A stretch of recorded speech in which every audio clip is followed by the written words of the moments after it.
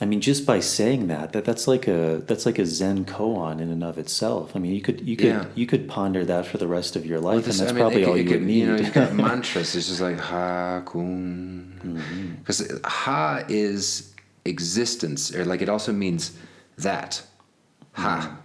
I mean, to me, in thinking about this, like going into these spaces with the medicine and also, academic spaces, like it made me think that perhaps this was the very first word that they spoke. Like as they were generating this language, it was like ha, ha, ha, ha.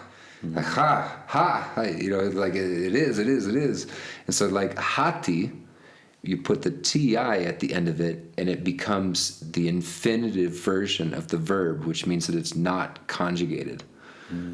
For like Spanish verbs, it's like having the ar, the ir, or the er attached to the root of the verb, because the root is ha, which is that or life, and hati means to live or to exist, and then you put on a suffix that means true or truth.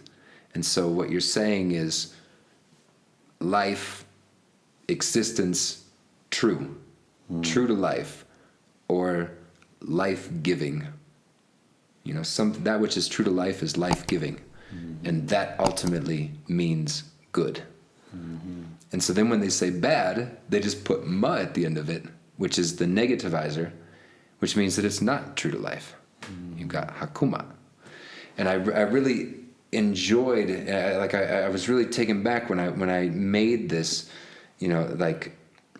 like self-discovery when I was studying the language of like, they have a value system that can be understood within the actual words that they use.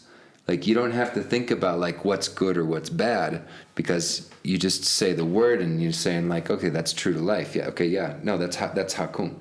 And so like in making value judgments, traditionally like the word helped you to understand and make that value judgment in the correct way.